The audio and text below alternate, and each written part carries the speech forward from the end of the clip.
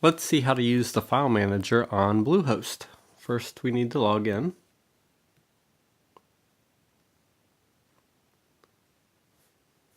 And I already have my username and password saved.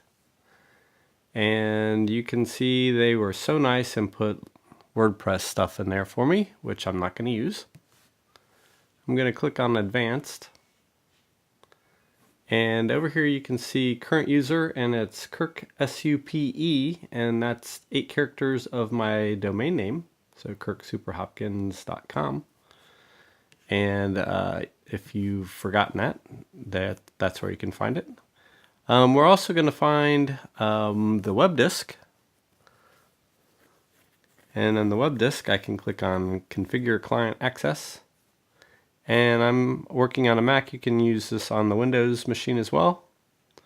If you've forgotten the number for your BlueHost box account, it's right there under server address, box 2104. So if you're doing web disk stuff later, you can configure it even without this download configuration script on Mac or Windows. You just need that number, and you can look at those videos on how to do that. We're going to go back to Advanced. And I'm going to look at the file manager. So BlueHost offers this little file manager, which is pretty handy. I try not to use it. I like to do the web disk, but if you're having trouble getting web disk working, then this is a good alternative. So I'm going to create a new folder, and I'm going to call it IMS222. Looks like I already did a B once. And I'm going to double click on the folder. And now I'm in the folder. And I'm going to create a new file.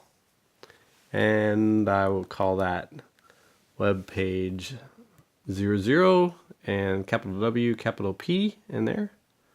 And create new file. And now it's time to edit that file. So I'm going to click once on it and do edit. And I'm just going to click edit again. And then do hello world. And save changes. And I can close that because we're done with it. And we are actually done with that too. But I'm going to leave it open for a moment, and I'm going to go over to another web page, and I'm going to make sure that that works. So I'm going to go to kirksuperhopkins.com, and I'm going to go to web page 00, and there's hello world. So even without doing it the super fancy web disk way, with WebDAV, you can use this little file manager, and the worst case scenario, you can edit your pages that way. Hope that helps.